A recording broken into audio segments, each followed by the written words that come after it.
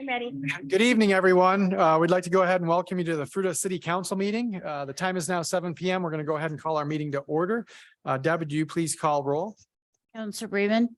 Here. Counselor Purser. Here. Counselor Williams. Yes. Counselor Cry. Here. Counselor Miller. Present. Counselor Hansi. Here. All right, we're going to move into our moment of silence and pledge of allegiance. If you'd please stand with me. We'd like to take the opportunity to have a moment of silence to allow all faiths and beliefs the opportunity for a silent prayer.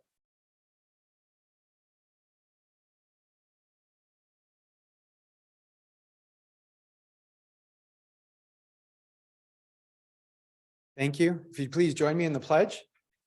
I pledge allegiance to the flag of the United States of America and to the republic for which it stands, one nation, under God, indivisible, with liberty and justice for all.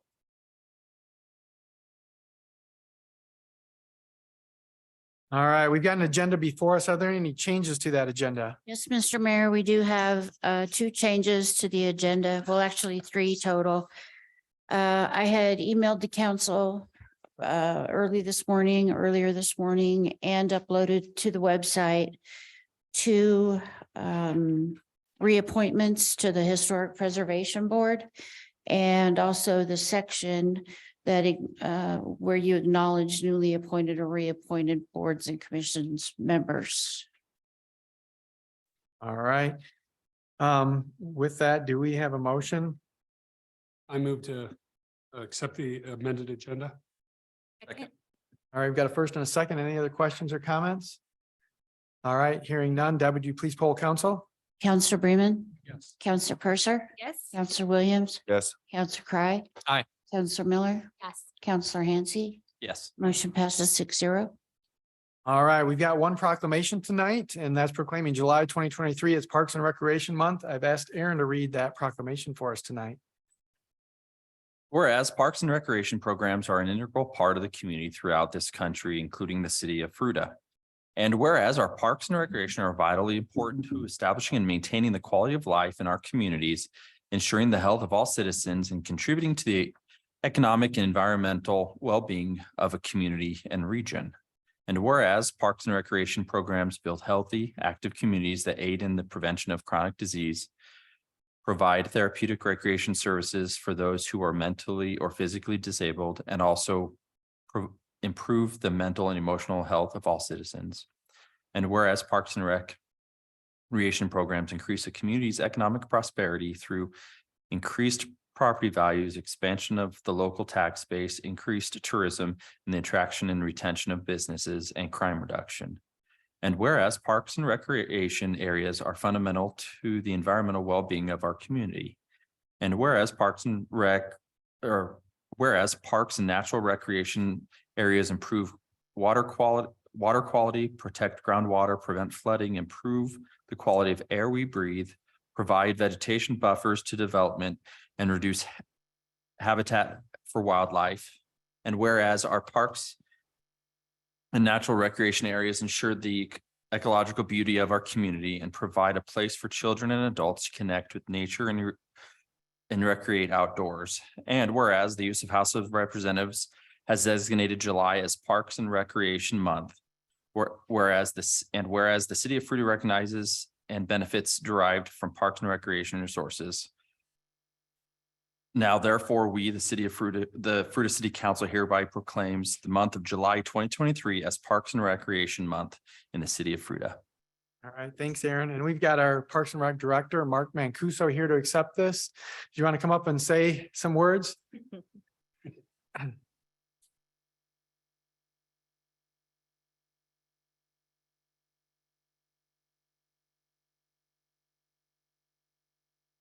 All right. Thank you, Mr. Mayor and members of council. Thanks for recognizing Parks and Recreation as a resource for our community. There's so much that we offer in our community that ties back to Parks and Recreation. We have a calendar that we put out for July, just suggesting different activities and different things to do. And a couple of them I'd like to highlight. So July 3rd, watching the fireworks at Snook's Bottom. play tennis or pickleball at the Fruita 8-9 courts. Parks just temporarily striped those pickleball courts there. So have some outdoor courts here in Fruita now. Go for a swim at the Fruita Community Center. Enjoy the Thursday night concert series. Enjoy new trails, new rides out at 18 Road, and enjoy Prospector Park, the new playground. So lots of other options here, but yeah, we've got that calendar. If you guys would like to see that, we can get that out to you guys. But thanks again for recognizing us. Oh, there you go. All right. Thank you, Mark. Thank you, Mark. Yeah. Thanks, Mark. Up and get a certificate. CR, I need a photo.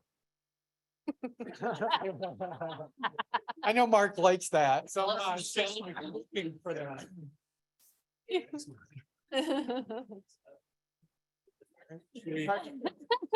The scrunch, yeah. I know. Sierra's gonna go. The human zoo. You could all just hold them. Yeah.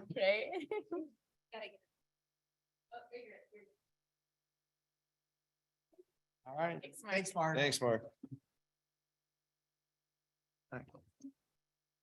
All right, we're going to move into our public participation. So section is set aside for the city council to listen to comments by the public regarding items that do not otherwise appear on this agenda. Generally, the city council will not take action on any of these agenda or on these items. So is there anybody in the audience that'd like to speak on something that's not on the agenda? All right, then I'm going to close public participation and we're going to move into consent agenda. These are items where all conditions or requirements have been agreed to or met prior to the time they come before council for final action. They'll all be approved by one single motion. So with that, we're going to open up the consent agenda to public comment. If there's anything on the consent agenda that anybody'd like to speak on, now would be your opportunity. All right, hearing none, I'm going to bring it back to city council. Does anybody have any questions or comments on anything on the consent agenda? All right, hearing none, do we have a motion? I move we approve the consent agenda as presented. A second. All right, we've got a first and a second. Is there any other questions or comments?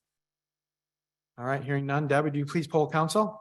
Counselor Purser, Yes. Counselor Williams, Yes. Counselor Cry. Aye. Counselor Miller, Yes. Counselor Hansi, Yes. Counselor Bremen, Yes. motion passes 6-0. All right, thank you. And then we did appoint a few boards and commissions members, and I don't know if they're here or not. We've got Dory Handley, Christopher Anderson, if I said that right. And then is he here? No. And then the only other one is Dave Charisny, and I didn't see him here. So we just wanted to acknowledge those willing to serve in our community. So we appreciate all the help they give us and helping us make wise decisions here as a council. So with that, we're going to move into our public hearings. We've got one legislative and one quasi judicial hearing. So we're going to start with the first legislative hearing, which is resolution 2023-18, amending the 2023 budget. And we've got our assistant city manager, Shannon Vasson, here to present on this one. As always, thank you, Mr. Mayor, members of the City Council, for the opportunity to present to you tonight. Resolution 2023-18 is a supplemental budget amendment for emergency equipment repairs at the wastewater reclamation facility.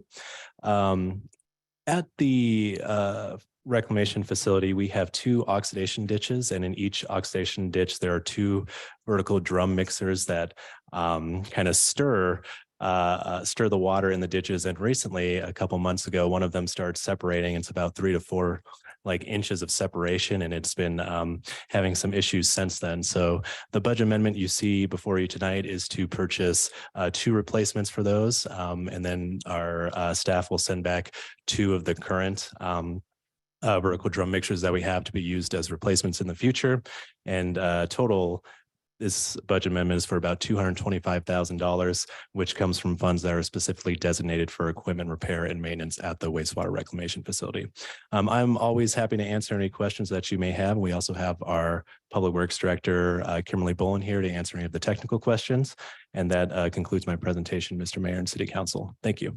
All right, thanks, Shannon. With that, we're going to open up to public comment. If there's anybody in the audience that'd like to speak on this item, now is your opportunity. So would anybody like to speak on this item? All right, hearing none, I'll close public comment and bring it back to council. Does anybody have any questions for Margaret or Shannon? Go ahead, Matthew. So this amendment's for roughly a quarter, or I'm sorry, a third of the balance that's in that account. Is that going to present any hardships or shortcomings for future plans in the repair and replacement timeline? Yeah, that's a great question. So the $750,000 that we have designated for emergency equipment repair is for projects like this. We are required through our financial policies to at least keep $750,000 for that. So in next year's budget, we'd probably take at least $225 off the top of the sewer fund to replenish that for future years. I think there is a pretty significant impact. It is 225,000, and we also did a contingency amendment at our last council meeting. So I think we have about 250, a little over 250 total for this project.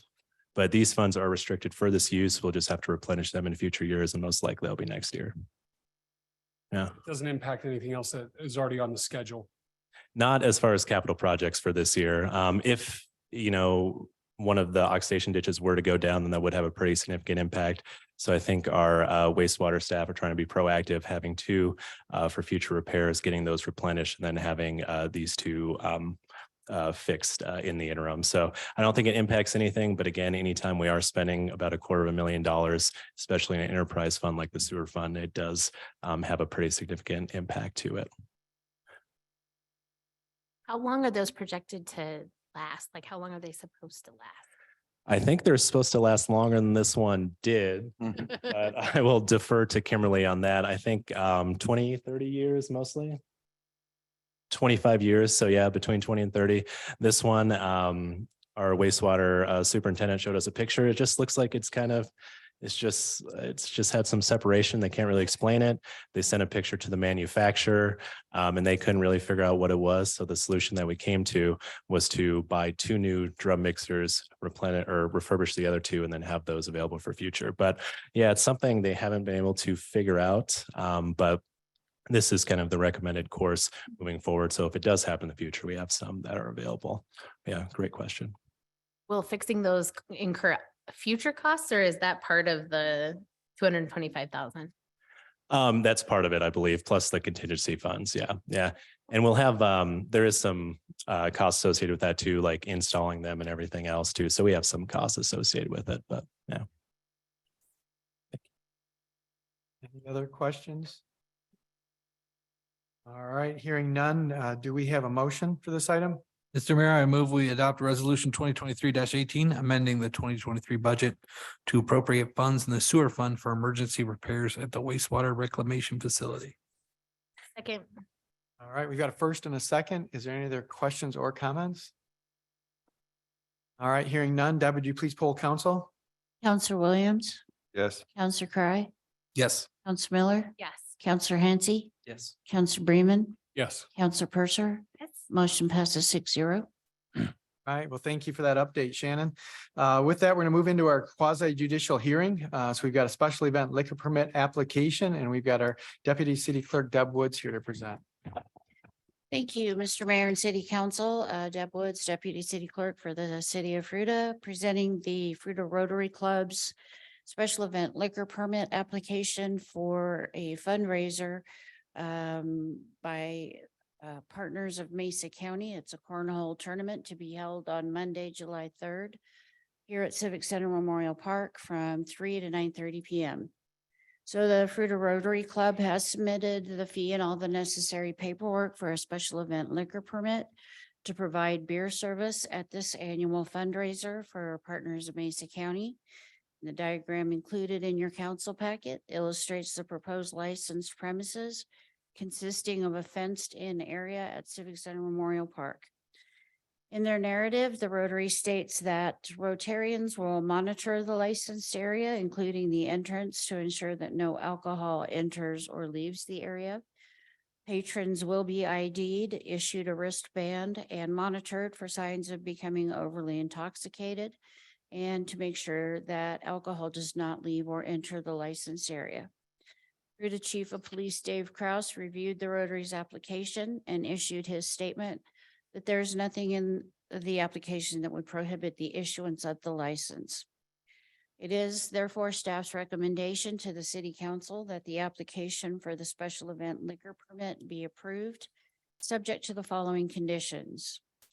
Applicant will discontinue serving alcohol at 9 p.m. to allow patrons 30 minutes to finish their beverages and leave the licensed area. The entrance and exit shall be monitored closely and continuously by event staff. And the licensee needs to be aware that they're solely responsible for control of the licensed premises in regard to alcohol possession, consumption, and adherence to state and municipal laws. And finally, all other procedures presented by the Fruita Rotary Club will be followed. Rotarian Tom McNamara is present as the applicant's representative. So I will turn it over to Tom for any additional comments he may have. Thank you, Deb. Tom McNamara, 1768 Waters Lane, Fruita, Colorado, 81521. Are there any questions? Well, I'll have to open up to public comment before we take questions. So did you want to add anything to Deb's report? She was very thorough. Okay. She typically I'll is. do that. We just had a meeting with the Grand Junction Police Department. And there were at least 12 of us who are now requalified for serving beverages, alcoholic beverages, which is kind of cool. We no longer have tips training. It's now SMART training. So we're all done with that. So now we're professional beer servers Good to know. Very reassuring. or whatever.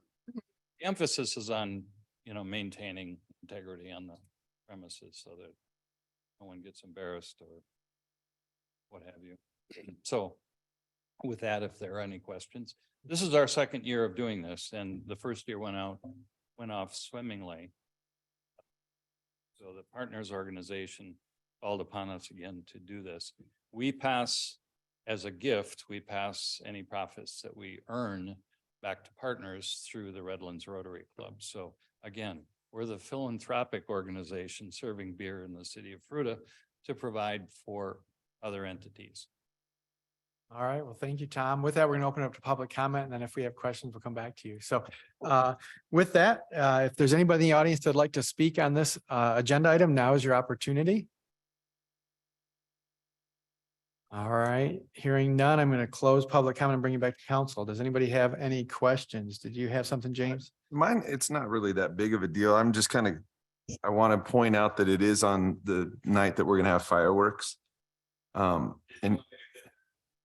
Well, if he has any questions, yeah, you'll have to talk into the microphone to answer any question. yeah, it might help. So Yeah, I know we have to get it for the record. you say you guys did it last year, but you didn't do it on July 3rd last year, did you? It was a different time of the year. The only reason that I bring that up is that I know that during the fireworks, the park has always been kind of a popular spot for people to go and set their chairs up and stuff like that. You're not using all of it. What if somebody shows up and they're wanting to watch the fireworks? Is there going to be space there, or that people could do that if they're not part of the cornhole tournament? Will that mess you guys up, or are you foreseeing anything there? Around the perimeter beyond the fencing Sure. area, there will be. This cornhole tournament kind of reduces as time goes on because there are some contestants who don't qualify anymore. Oh, I see. So it reduces, and at some point, we can start moving the fence out, or just by 9:30, which is theoretically the time guess you're right. fireworks are going Okay. on, we'll be able to pull the fence up. It's a portable fencing with Mhm. plastic state, so it won't take us long to do that. Good question, though. Thanks. Any other questions? All right, hearing none, do we have a motion? I move to approve the application for the special events liquor permit from the Fruita Rotary Club to provide a beer garden during the Partners of Mesa County Cornhole Tournament at Civic Center Memorial Park, located at 325 East Aspen Avenue on Monday, July 3rd, from 3 to 9:30 p.m., subject to the conditions stated by staff. Second. All right, we got a first and a second. Are there any other questions or comments? All right, hearing none. Deb, would you please poll council? Counselor Cry, Aye. Counselor Miller, Yes. Counselor Hansi, Counselor Bremen, Yes. Counselor Purser, Yes. Counselor Williams. Yes. Motion passes 6-0. All right, well, thank you, Tom, for being here. With that, we're going to move into our administrative agenda. So our first item on that is resolution 2023-21. It's a resolution for the Fruita City Council of the City of Fruita, Colorado, waiving parks, open space and trails impact fees for the Fruita Mews development. And we've got our special counsel here, Dee Weiser, presenting on this. Thank you, Mayor, members of council. As you know, this is related to the Mews potential affordable housing development. The developers received an allocation from CHAFA for 9% low-income housing tax credits, and they've been working diligently to put together the capital that they need to fund the project. They were before you in March and requested that you consider a waiver of all city impact fees to assist them in funding their gap in their financing. To paraphrase, you said, not right now, but if you can't get your financing together, come back and see us. They are back with a request to simply waive the post impact fees, which would be about $93,000. Under your land use code, you as council can waive the collection of impact fees if 3/4 of you agree to that. And under state law, impact fees can be waived for affordable housing projects like this. It is, in my experience, it's not uncommon for municipalities or housing authorities to provide financial support above and beyond the tax exemption that your housing authority acted on earlier this evening. And so I think the choice for you here is whether or not you want to waive the post fees to assist this project or not. I'd be happy to answer any questions. All right, with that, we're going to open up public comment and then we'll come back for any questions. So with this item, if there's anybody in the audience that'd like to speak on this item, now is your opportunity. All right, hearing none, I'll close public comment and bring it back to City Council. Does anybody have any questions regarding this for D? Yes, I'd just like to make a statement that I'm grateful that we've been able to work with this this group, specifically with the impact fees, that we were able to negotiate and talk with them and help them out a little bit, but not the entire way, that we get to keep a lot of those impact fees that really do help our community. So I really am grateful that they're only asking for one of the impact fees to be waived and not the entire group. Is it possible that we could talk about those other fees that we're not waiving? And do you have those numbers in front of you by chance? I know we've talked about it prior, but just for the record, recollection for right now of what we are giving and what we're not and what we're being asked to give more. Say it was in the neighborhood of $250,000, but we should probably. I think Dan's looking that up right now. And was that the total ask is approximately? And so this is what we're left with. We didn't approve the other, but this is what we're left with, correct? This is what they've come back. Okay. It's like where your children ask you for something at Christmas and you give them a little something less. Mhm. Yeah, I should let you take care of my Christmases then.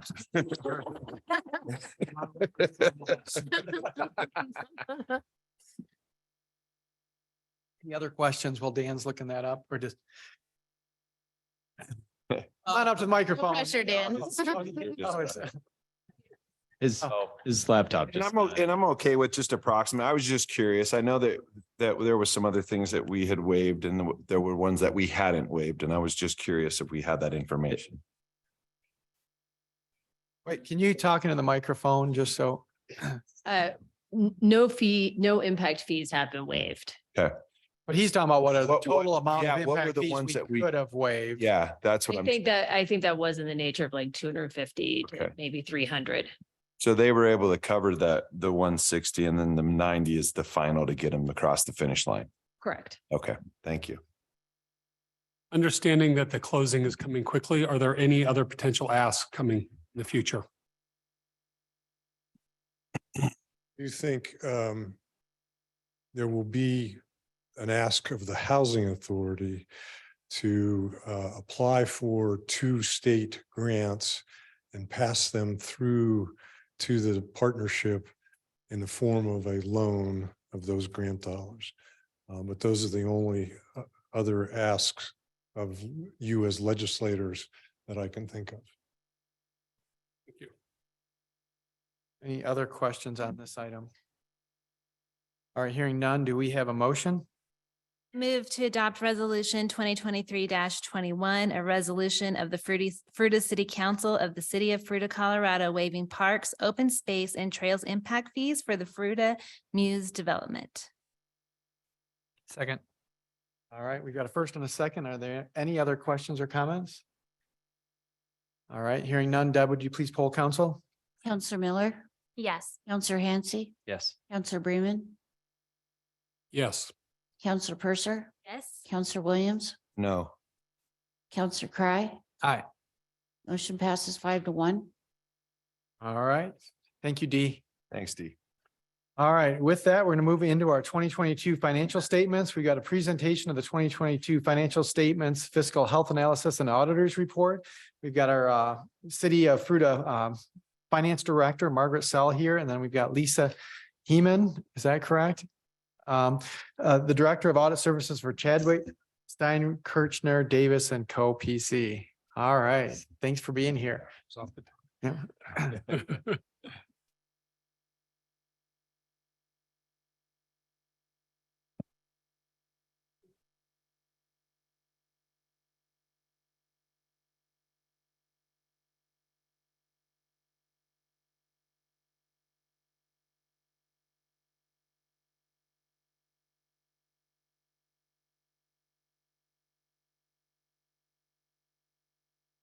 Don't sit down yet, Shannon.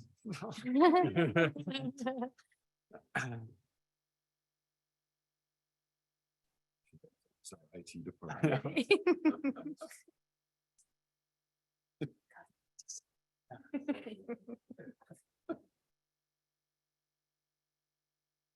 Worse than being IT on the spot. In front of an audience, like the audit, yeah. Hooray. Thank you to our IT Director, Shannon. I move to give him that official title. Second.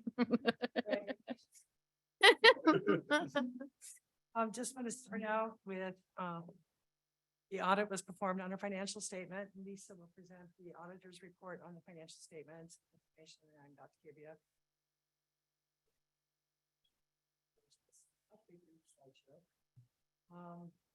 I just want to start out. And see if I can figure this out. Okay, so we have different components to our financial statements. It starts off with the auditor's report, which is from CSD, making an opinion on our financial statements. The second part or component of the financial statements will be the management session analysis. And we have basic financial statements, notes to the financial statements, which can be the narrative, the numbers from the financial statement. And then we have the required supplemental information that includes the general fund, the community center fund, budget action numbers, and then supplementary information, which includes all the other funds. Secondly, we have three different fund types. We have governmental activities, business type activities, and security funds. The governmental activities are those funds that are primarily supported with tax dollars. We don't expect to include all of our expenses from the revenues that we generate from these activities. Those include the general fund, community center fund, capital projects fund, debt service fund, marketing, economic development, public bases, conservation trust, and the food maintenance fund, which is middle of the business type, actually service fund. So it's for the purposes of the government. In the business type activities, we have the sewer fund, cash fund, irrigation fund, community center fund.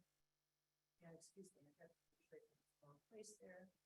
The fiduciary funds are our retirement funds and also the fund that we hold under school education fees. And the business type activities is one of those are treated more like businesses. We try to keep revenues that are expensive those. Government-wide, so all of those three fund types and all of those individual funds combined together. We have total assets of about $148 million. about $10 million from last year. Our liabilities are 32 million. That's all liabilities, short-term and long-term. And those increased by about $1 million from the prior year. We have some deferred inflows of resources. Deferred inflows of resources, which are primarily property tax revenues. And then the remaining balance is our net position. And we'll show the slide here what that net position actually consists of. And that's kind of your savings account in a lot of cases. That's not, it includes capital assets. The biggest chunk of it is capital assets, which are not, it's not funds that we can spend. So you have 80 million or 71% of our net position is invested in capital assets. Streets, sewer lines. Margaret, can you move the microphone down just a little bit? Okay, better. Then we also have a component of net position, which includes restricted assets, and those are assets that are restricted by law. And they consist primarily of bond reserve funds. They're set aside for specific purposes by law. And we can't just spend them on whatever we feel like. Then we have unrestricted assets of just under $26 million, represents 23% of our net position. And those are amounts that are available for other purposes, depending on which fund it's in. Just some highlights on our net position. We increased $7.2 million over the prior year. 2.2 million of that increase was in capital assets, net of the related debt. 1.3 million increase in restricted assets, and 3.7 million in increase in unrestricted assets.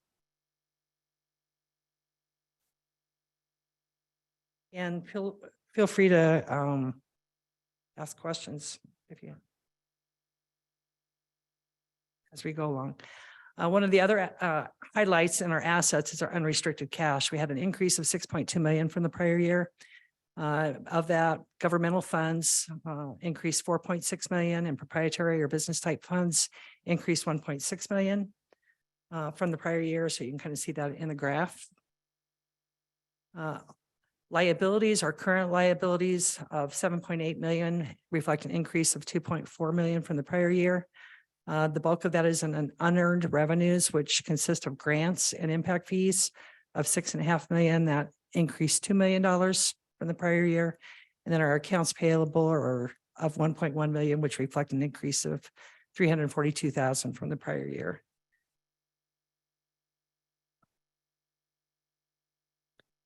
We get into now just kind of the individual funds that you're used to when you're seeing your budget documents.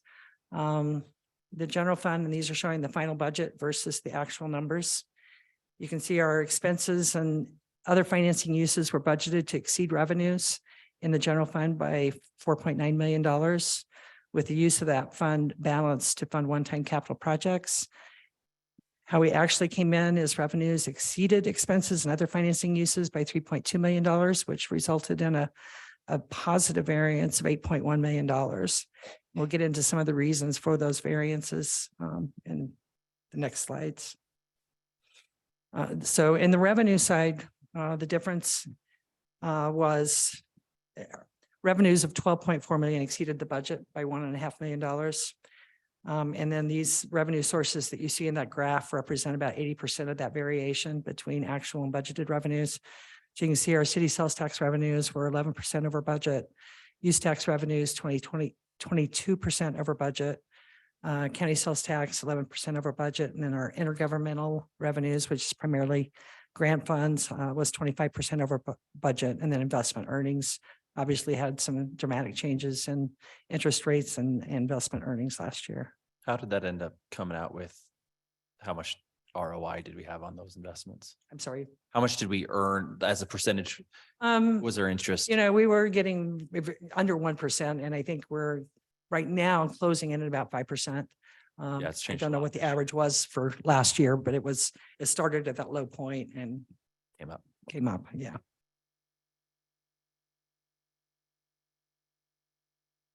On the expense side, we had expenses of 8.5 million. They were under budget by 1.3 million. The biggest Reduction in expenses versus budget was in non-departmental expenses, and that's unspent contingency funds. So every year we spend contingency funds for expenditures on various things like we did earlier out of the sewer fund for the equipment on the clarifiers. So that was under budget by $300,000. Our capital outlay expenses, we have equipment that has been ordered actually for almost 2 years that we still have not received. And so those funds are again budgeted in 2023, but that's about $350,000 under budget in the capital outlay expenses. And then as you can see in that chart, various departmental operating expenses were under budget by various amounts, with Parks and Recreation under budget by about 189,000, Public Works 182,000, and Public Safety 96. You can read those as well if there's any. Can you see those okay? What were the main components of those variances within like the departmental ones? Is it? I don't know that there's any one factor that's attributed to. I think a lot of it is in personnel services, just with, as you get turnover and you have vacant positions for a while, or hiring and getting people on board.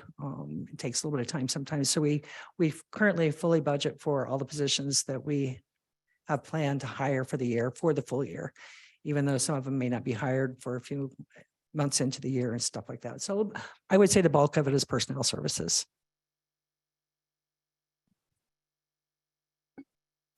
Then the other category is other financing sources and uses, and this is where you see the biggest difference between budget and actual.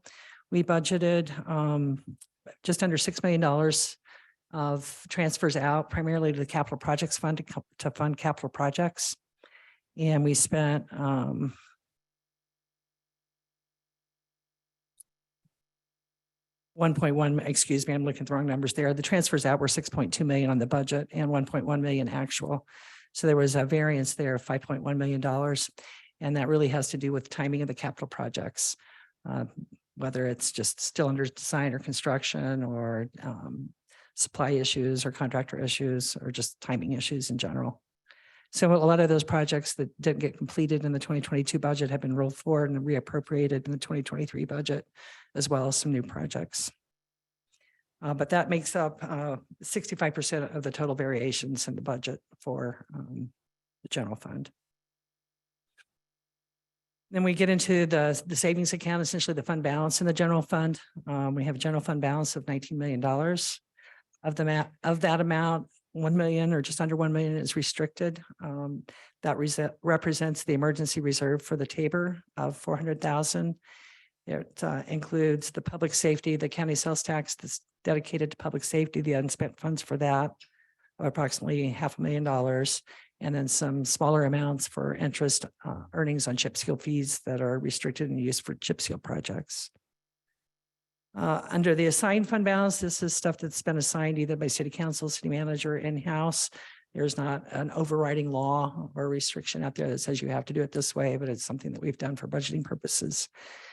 We have assigned funds of 6.1 million, and that represents 32% of the fund balance. The largest amounts that are assigned are for subsequent year expenses. In 2023, we budgeted use of fund balance to help fund the expenditures in this year's budget.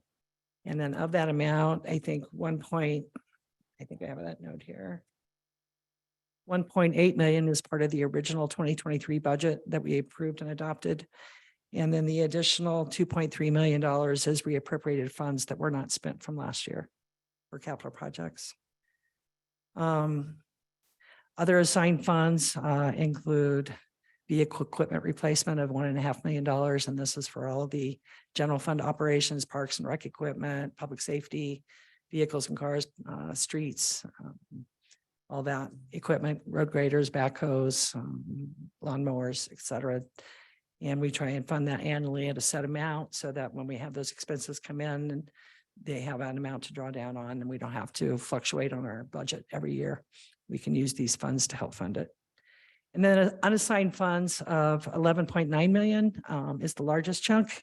That's 63% of the fund balance. It includes the operating reserve of 2.1 million, which represents 25% of the operational expenses in the general fund in 2022. And then the remaining 9.9 million is unrestricted and may be used for any purpose of the city. Questions there? Okay, in the community center fund is another major fund of the city. Once again, same thing, final budget versus actuals. The budget included revenues and expenses at the same amount, so it was a balanced budget. In actuality, revenues exceeded expenses and other financing sources by just under 400,000, resulting in a positive variance of $400,000. Revenues of 3.6 million exceeded the budget by 300,000. Sales and use tax revenues accounted for the majority of that excess, 278,000. And we're 14% over budget. And then charges for services were actually slightly under budgeted amounts by 25,000 or 2%. But it's a long improvement since 2019 and COVID and the shutdowns. So it shows, I think, that we're recovering at the community center as far as for user fees and charges. And then other revenues exceeded budgeted amounts by 36,000. And once again, interest on investments. On the expense side, we can see it kind of broken down. Expenses of 2.6 million were under budget by 2%, $62,000, and broken down into, as you can see, the largest area being personnel services, which probably holds true in most of all the funds. And there's really, I don't know that I have anything noteworthy there to add. Other financing uses, the community center fund has debt, so we transfer money out to the debt service fund to pay for the bonds on the construction of the community center fund. And those were on budget to schedule that we follow every year and know what those amounts are. So that it's very unlikely that it would be off budget. Fund balance in the community center fund, restricted funds, well, total fund balance is 4 million. Restricted funds of 1.6 million represents 40% of the fund balance. And these funds are restricted only in that they must be used for purposes of the community center. So they're essentially equivalent to unrestricted fund balance in the general fund that can be used for various things, but it has to be related to the community center.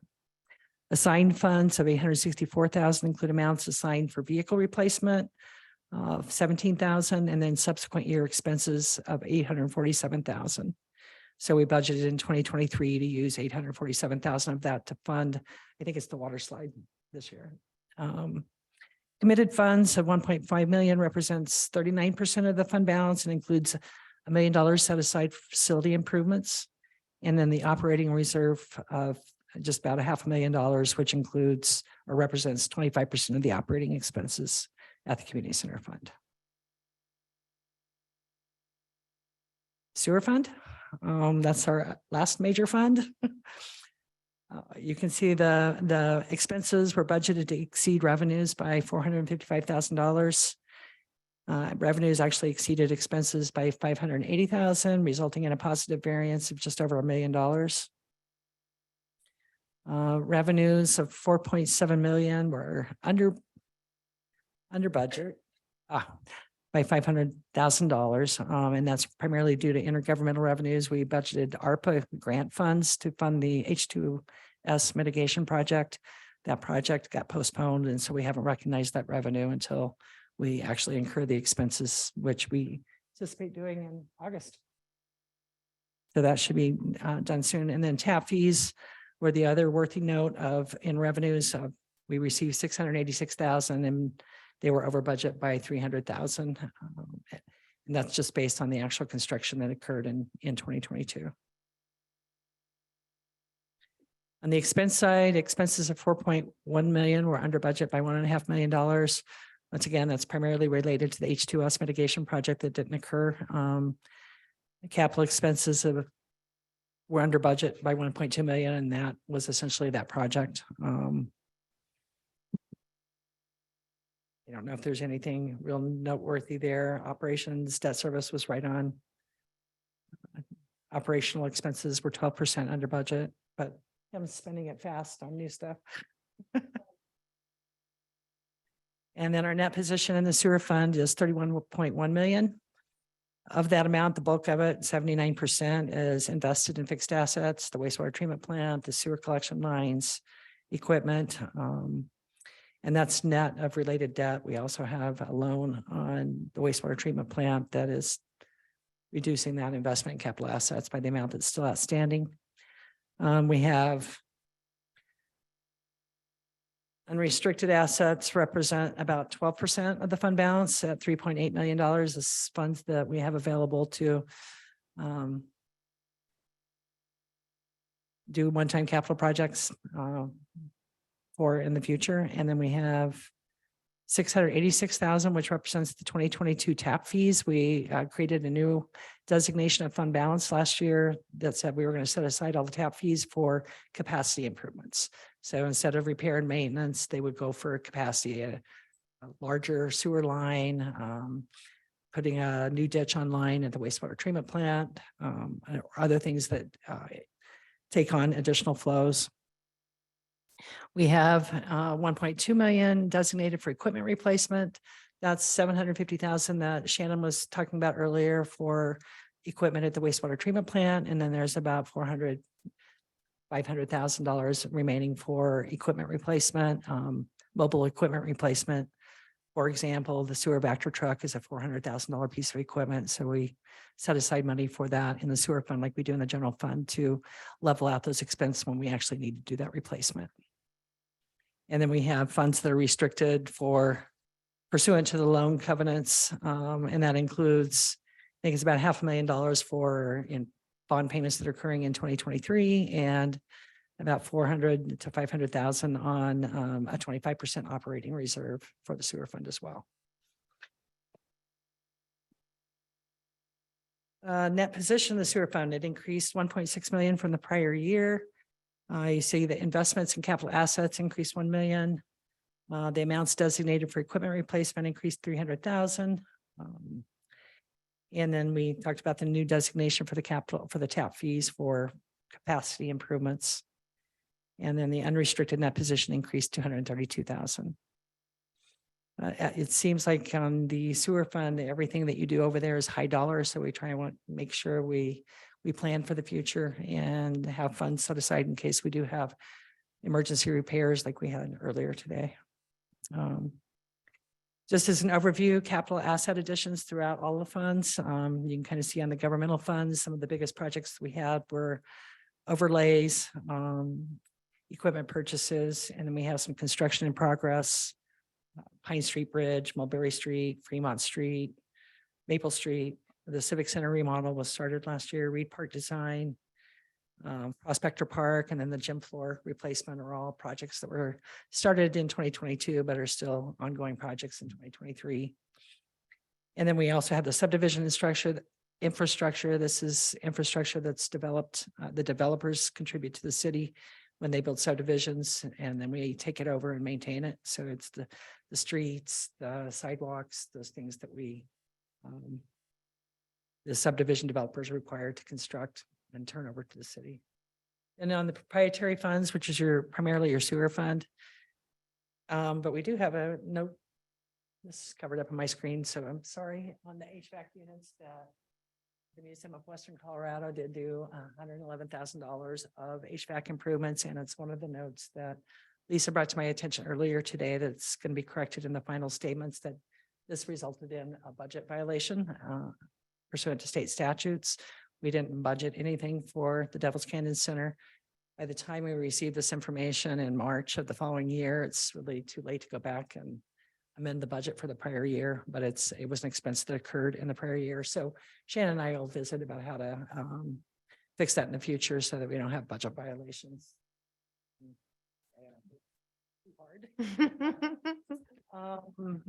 We did a small Is that irrigation. a reimbursement or why, I guess, why would we not know in time? So their annual reports sent to us, the financial reports due in like February, extended that to March 31st of the following year. So we really don't have that information until March 31. 2022 improvements. Right, but I thought And they that's- were that's for responsible. I structural thought they were reasons. responsible for improvements on the building. These are improvements they did. Okay, Yeah, they're. but they're they're improvements to our building. correct. All right, I got you. Thank you. Okay, so we didn't spend the money. They spent the money, did the improvements, but we have an improvement to our facility. So we have to book that. Okay. Like I say, a small project on West Paper Way with irrigation. We have computer equipment was fairly minor. We had building canvas at the biosolids building got blown off and tore up by the wind last year, and we had an insurance award to replace it. The state highway 6 sewer line replacement, $1 million. Then we had some facilities, wastewater treatment facility and sewer equipment, office equipment. Then you can see the construction in progress. We did start on the H2S mitigation last year, but only spent 76,000 of the 3.2 million, 2.2 million project. And then we had also subdivision infrastructure associated with sewer lines in those new developments. And then our long-term debt decreased by about $1 million, $1.4 million in 2022. In governmental activities, the revenue bonds represent the community center bonds, and the amount that's outstanding at the end of 2022 was just over $10 million. It was reduced by about $400,000. Performance obligation is one we've been talking a little bit about, but the tipping note where he did some reservoir improvements. And that balance goes down. We give him water every year to reduce the balance of the obligation that we have to him. Loans payable is in the business type activities, and that's the wastewater treatment facility loan, and the amount outstanding on it is 14.2 million at the end of 2022. Some leases payable in both categories, and then compensated absences. Any questions on our long-term debt? Right, compensated absences are PTO. Yeah, we have actually vacation leave. The sick leave, we have vacation sick leave. Sick leave is not compensated on termination. So we really are just booking the vacation payable. This is just what's beyond 12 months, the 12-month liability, or is this the entire liability? It's the entire liability. And I think actually what you're going to see it on is on under non-current or current assets on the financial statements rather than long-term. See it as the current portion of long-term debt. Makes sense. Any questions? That was a lot of information. So Yeah, and you do have your financial statements that has a lot more information in there. If you have any questions, feel free. Thank you for compiling it in a way that's easy to digest. I really appreciate that. Oh, thank you, Amy. I know I have some questions, but I'm curious to hear from Lisa. Auditor. Lisa has words, right? Yeah, I'll Okay, I'll so save my questions for after. So I'll introduce Show questions. I don't know about you. Lisa Heeman with Chadwick Stein Kirchner Davis. Just for your information, this will be the last year that CSD is doing our audit for two reasons. One, our charter requires that we change auditors every 8 years, and this is the 8th year period. And then the second reason is CSD is no longer going to be doing government audits. So it kind of coincides with our last year. So it's been a pleasure to work with Lisa and her staff over the audit and the field work. Really appreciate it. Good evening, Mayor and City Council. My name is Lisa Heeman. I'm with Chadwick Stein Kirchner Davis, and my team and I came out in May and performed the audit for the city of Fruita. Our job as the auditor is to plan and perform the audit to be able to provide an opinion on the financial statements. And when you get that final copy of the financial statements, our opinion will be that first letter in there, and it describes what we're providing an opinion on. And it will tell you that we're providing an unmodified opinion on the statements, meaning we think they're fairly presented in accordance with generally accepted accounting principles. Part of that planning involves talking to a lot of the city staff, looking at the policies and procedures in place, and then walking through some of those key internal control policies to make sure that they're operating as described to us. And this allows us to identify any areas that we believe might have red flags so that we can focus our audit attention on those more risky areas. We also do a lot of analytics right at the start. So we look at current year to prior year information, and then we do a lot of focus on current year to budget since that's the expectation of what will happen. If there are large variances, that's something we pursue further by asking questions and then corroborating those answers with the test work that we do. If anything came to our attention while we're doing that planning, where we think that there are maybe weaknesses in the internal control structure and the policies that could allow misstatements to happen in the financial statements that are being reported at the end of the year or even during the year, we are required to report that to you in writing, and we didn't find anything this year that rose to that level.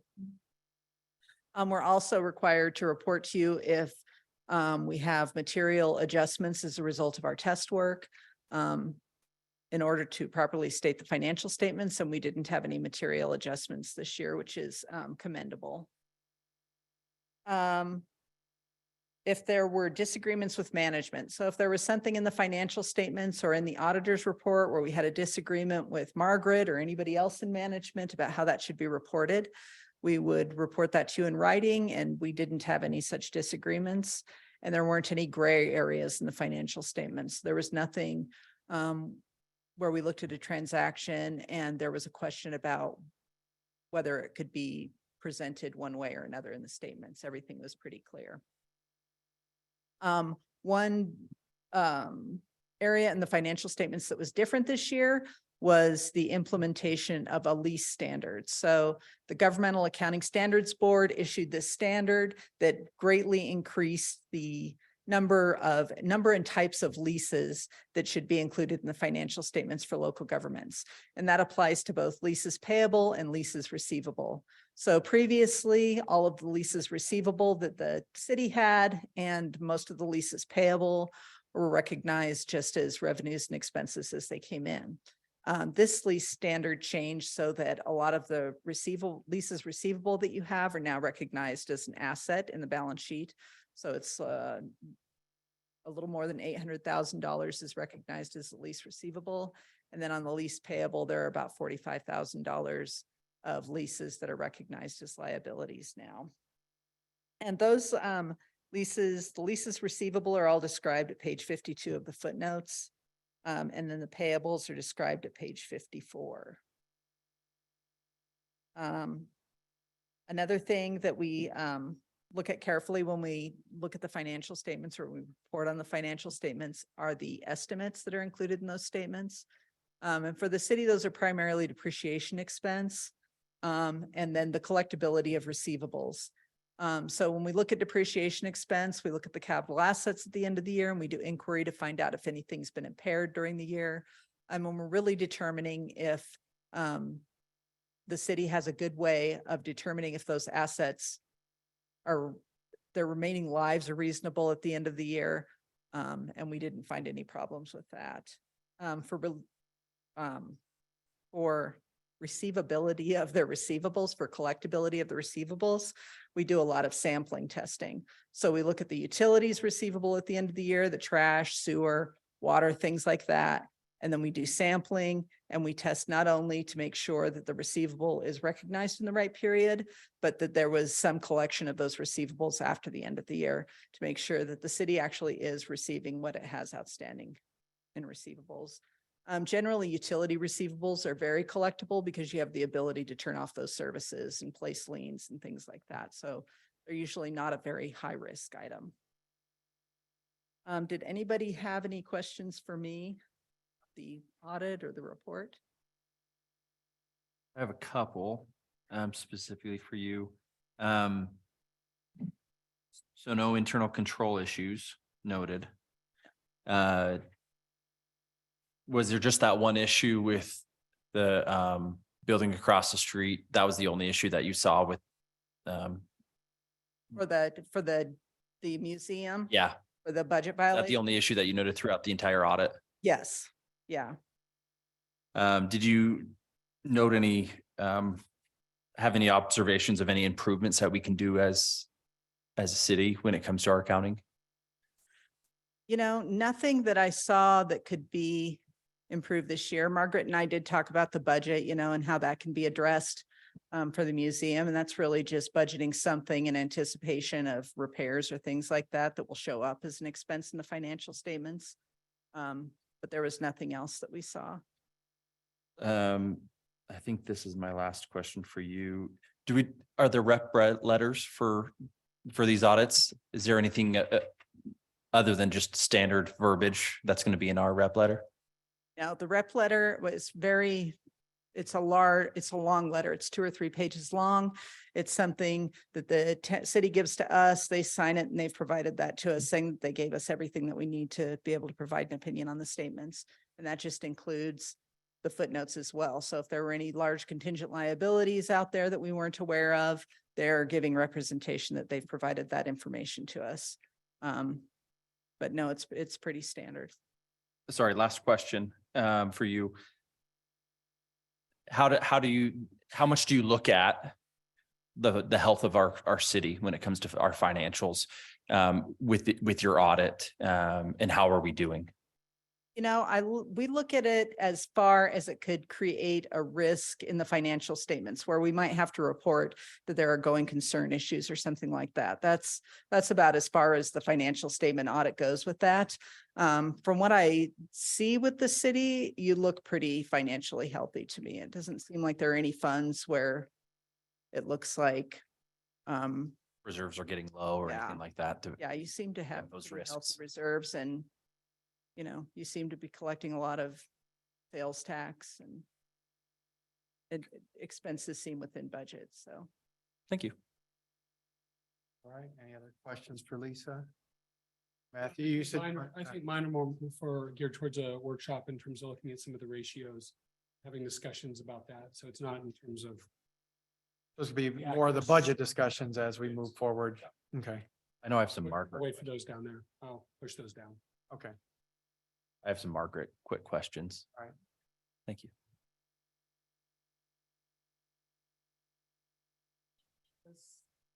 In the packet. So yeah, we can definitely follow up on those or cover them.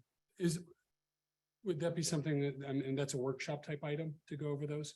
I think that would be, Probably. and it'd be valuable. All right, Aaron.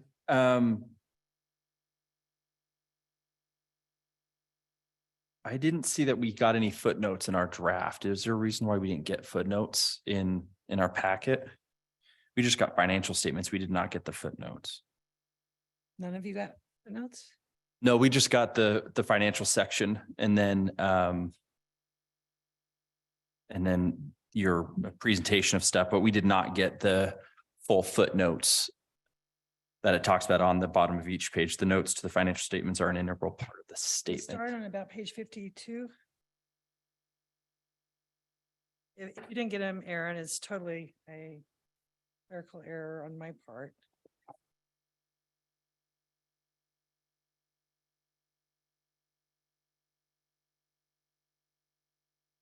Yeah, if we could get sent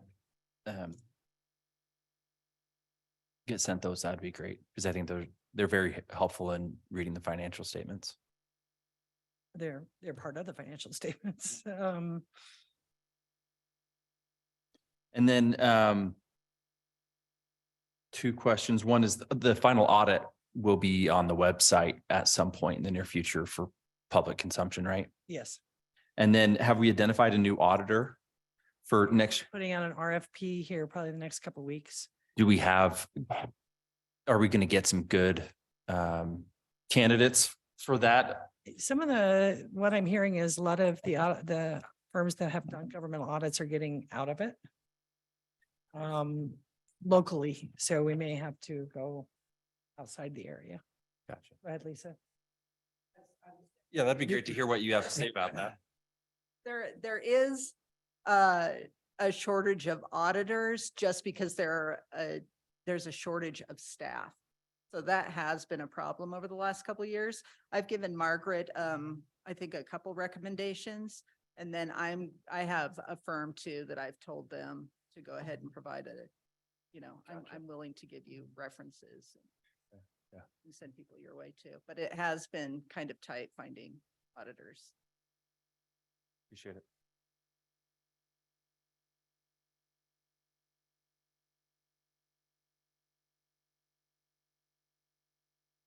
Those are all my questions for the audit.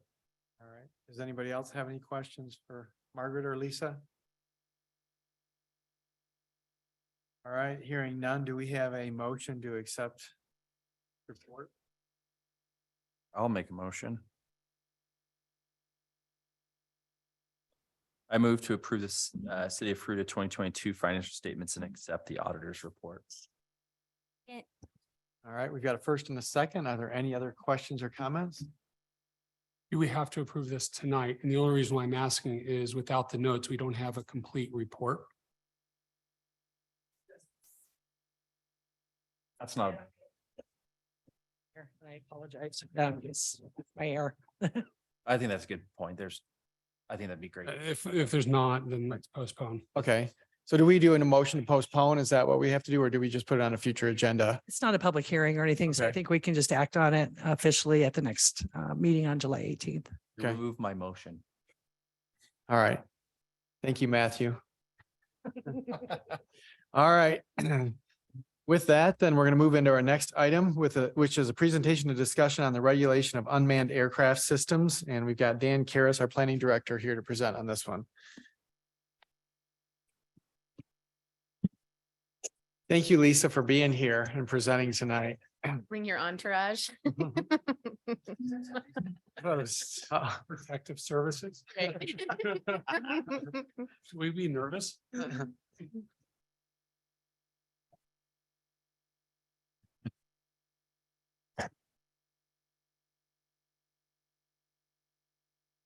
Thank you, Mr. Mayor and members of council. My name is Dan Karas. I'm the planning director for the city of Fruita.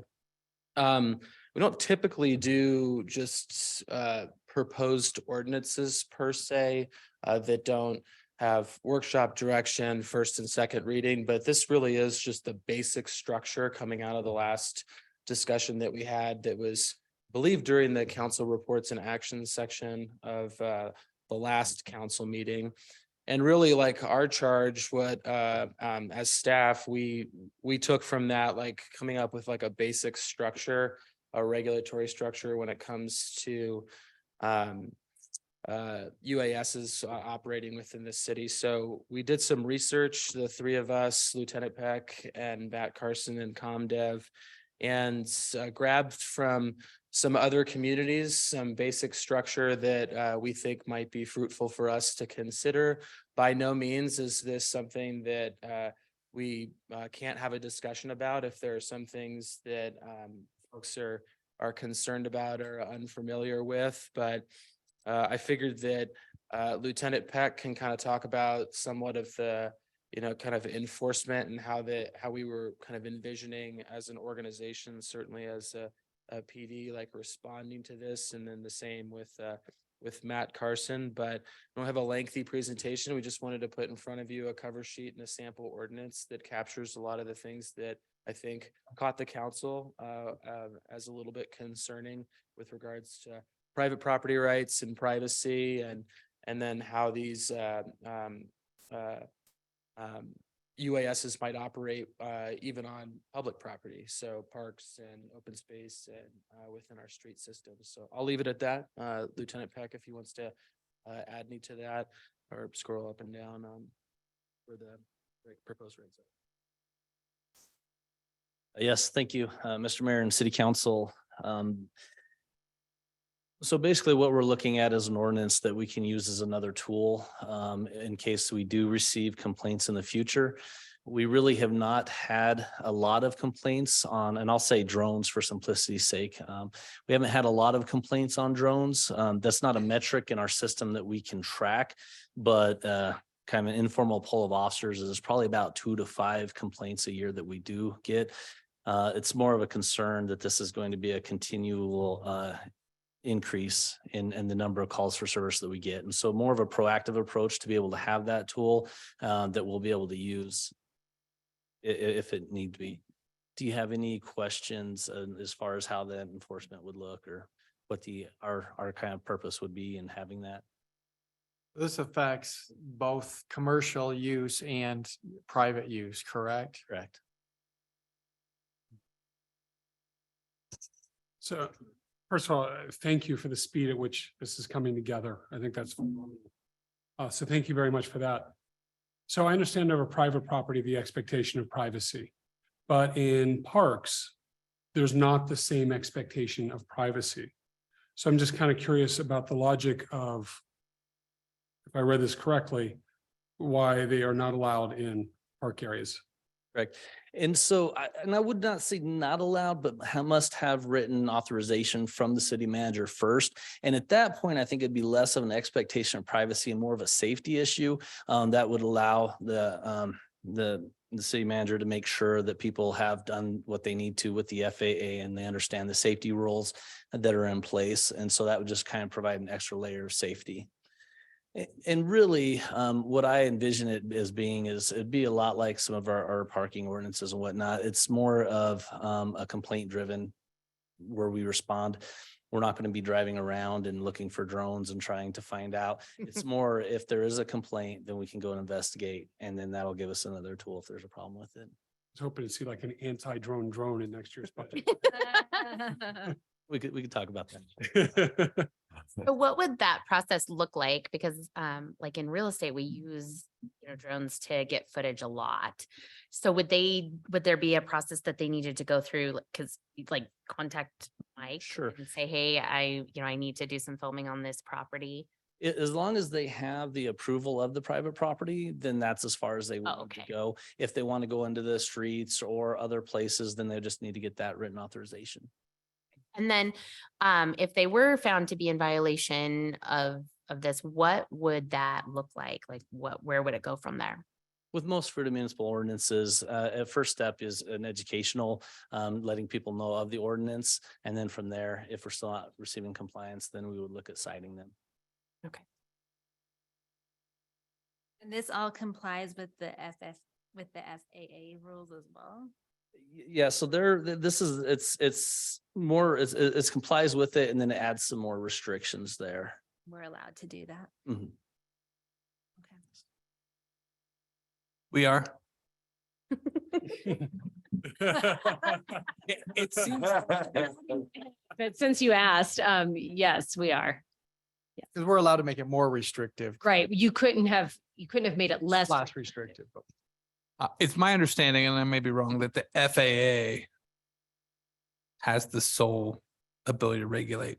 Well, and Dan, I think could maybe speak to this a little bit more, but there's certain airspace, Dan, where the FAA does have that exclusive, this is flying below that, which is why you can regulate it, because it's not flying in the same airspace that the FAA is regulating planes, helicopters, that sort of thing. That makes But sense. it's my understanding you still have to have a license from the FAA. To fly within their airspace. I thought even outside of the airspace, you had to have a file with the FAA for a drone license. That I would have to look up. I Okay. didn't put that off. I think that regulation changed about 1.5 to 2 years ago. You'd like me to follow up on that? I'm happy to do that and get you that information. But will that make a difference in enforcement? That would be my question too, because if they don't have a license, then it's another police department to use. Would that be accurate? That's correct. And that's kind of a situation we ran into recently where we had to explain to somebody that we did not have an enforcement option. And we referred them to the FAA where they could file a complaint, but that's as far as we could take it. And then they would be dependent on the FAA to follow through with that. But this would give us the ability to have kind of that local control. Are we gonna have a conversation section after this? It's during. Or it's all the It's right here. I understand trying to be proactive. That's why we did this. But are we going too far? Like I'm looking at 19630B where it says getting the authorization of the city manager to use it. Are we going too far? Like if it's not harassing, I guess what I'm imagining is somebody just got a drone and they want to go play with it and improve their skills and they want to go to a open space. How it's written to me, tell me if I'm wrong, they have to ask for approval to do that. Correct. Yeah, That's a little far. I think we're overstepping the intent of there because it seems like a lot of drone use, like we've got the specific challenges that happen once in a while. So it's the few hurting the whole. Do we need to go that far to say always has to get approval? Because I can just see like a little kid who gets a drone for Christmas and he just wants to go to an open space because we don't have big yards in our community for the vast majority. And it's that, where are they going to go? They want to go to the salt wash into the open areas where there's soccer. And if they're not harassing, they're not being threatening others or meaning to do it. Like if it's just accident, like if there's too many people around, it's like, yeah, it's not smart to fly a drone in the middle of a soccer game. But I just wonder if we're overstepping in that aspect, that it's, we're putting handcuffs on a little too soon.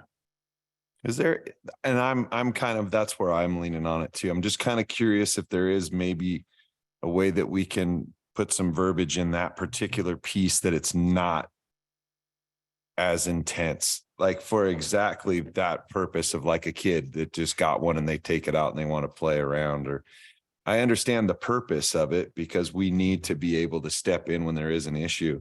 But is there a way to maybe word that a little bit different that gives a little bit of play there without handcuffing you guys? Excuse the pun, but you know what I mean? And as it is now, we see this a lot with a lot of like recreation vehicles where a kid will get one for Christmas. He wants to go out and ride it on the street. And then unfortunately, again, kind of it's a complaint driven response. You know, we're not going around looking for that, but a neighbor calls in, they're concerned that in this case, you know, they might be hit by a car. And then that's difficult because you have to tell them that they're going to have to get a trailer. They're going to have to take it out into like BLM land. And so that is something we've seen in other areas as well.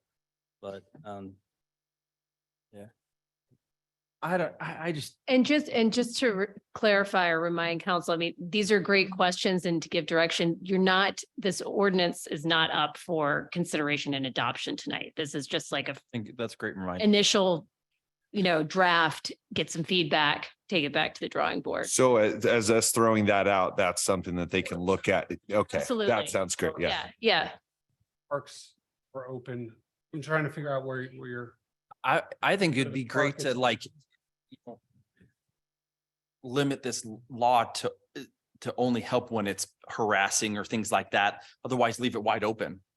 If there's into private property, perhaps. well, that's like if it's impeding on somebody else's private property, that's different. That's an issue.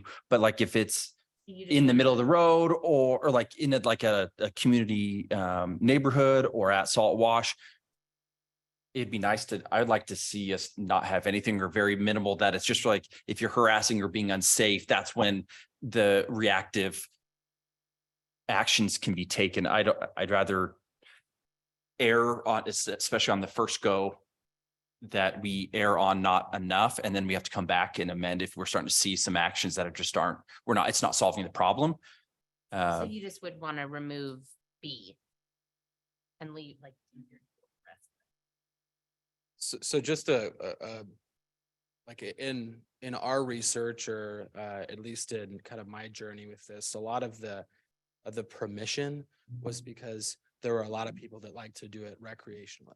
And so they like to actually clear space for them to be able to do that, whether it's for open space or for parks related interest. And so I think that to think it was really merely for like enforcement related reasons, it more was to try and provide the environment. So one could fly their drone in a community of people that might like to do that collectively in a recreational space. So I'd look at that a little different in the sense of enforcement, a little bit more like reserving a room, in like the rec center, for example.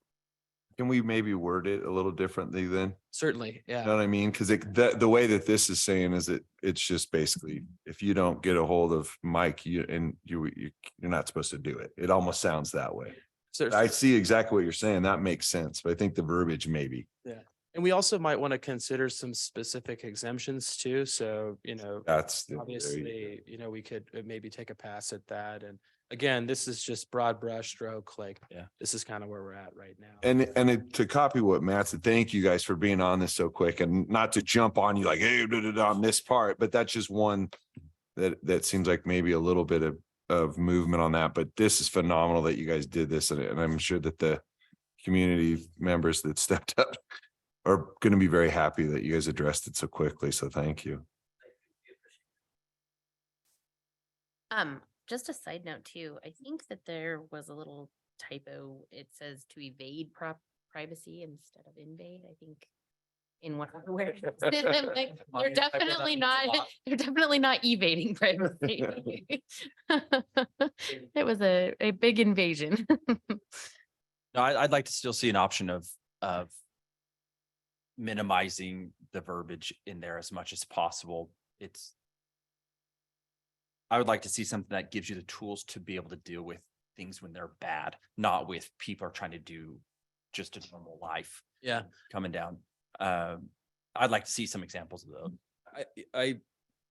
Councilmember Hansi, I totally understand where you're coming from. I think we'll try to strike a balance with that. And what I'm hearing is that maybe we'd want to come back and like a first reading and give a presentation as well, before we just go straight to, first reading and second reading. It is going to be a little tough, so we're probably actually going to beef it up language wise rather than take stuff out, just because, if you can imagine, like the kid that gets a Christmas present that's playing in the street, not an issue, right?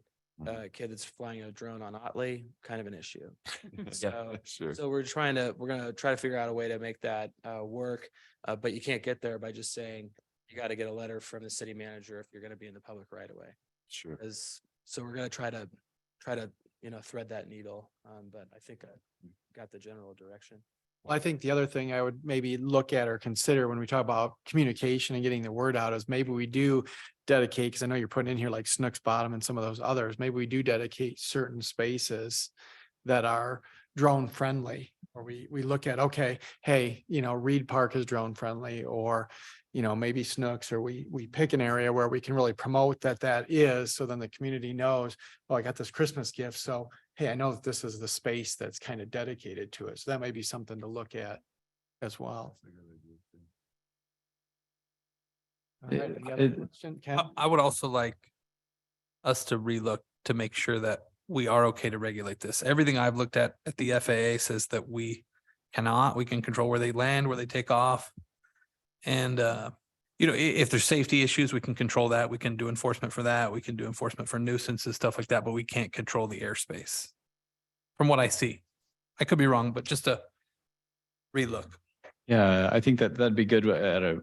Thanks for you shared a little bit of that with me, over the weekend. So we need to look more, but at a quick glance and going through, there's some state statute or the legislature last year or this year, I think it was this year, approved some specific laws. And then there's a number of cities in Colorado that have ordinances like these related.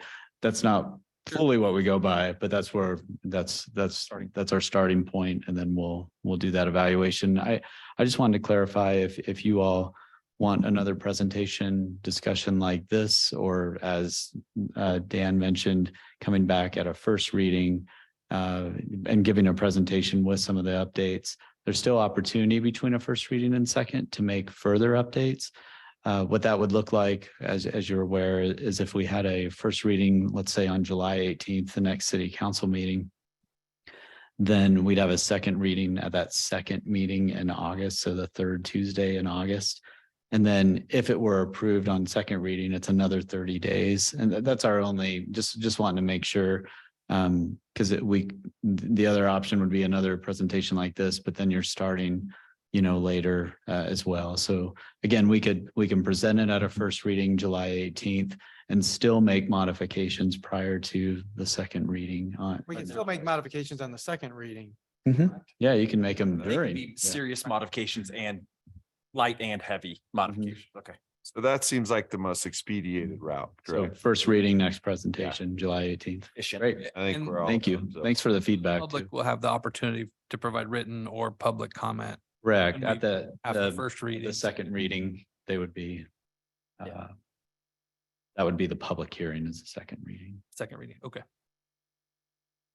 Good evening, Mayor and Council. Just for additional information, we are going to an FAA sponsored class on drones Oh, good. Thursday. Perfect. That's great timing. Thanks. Thank you guys for real, for taking this to the point that you have. It's been great. And for your interactions with the community, I only heard positive things. When they brought this to you, I was approached by several of them from that neighborhood, and they all spoke very highly of how the police department handled it and the city. And I think I just want to thank you for being really great ambassadors. Yeah. I thought they said everybody but Lieutenant Peck. All right, well, thank you. Thank you. Thanks so much. Put you at the end of the agenda. I know that's always fun. All right, with that, we're going to move into our city manager's report. All right, thank you, Mayor, members of council. I do have a few items tonight for our report. The first is just a reminder that on consent agenda tonight, you approved the process for creating a Tabor review committee. And so I would just, as part of that, we wanted to encourage you to be actively recruiting members to apply, right? So there's an application process, but it is recommended and encouraged that you as council members are encouraging others to apply to that. And I know in our last meeting, when we discussed this, thinking of those, especially, past council members and board and commission members and people that have a lot of experience with Tabor. Can I ask a quick question? Do they have to be a citizen of Fruita? Is that one of the requirements, or what is there? I think on this one, it is. Okay, Yes. all right, just so, all right. Yeah. Sorry, I didn't. Great if you had question. more to No, add that's to that. good. You send us some notes on that, like Yeah, so I would we'll appreciate. send an email with like the link so you could easily forward something. to Yeah, people. that Right, and I think the time commitment too, because I don't think it's a huge, and it's also a short, like it's only appointed for this specific right. time. It's not, $4 that you wanted.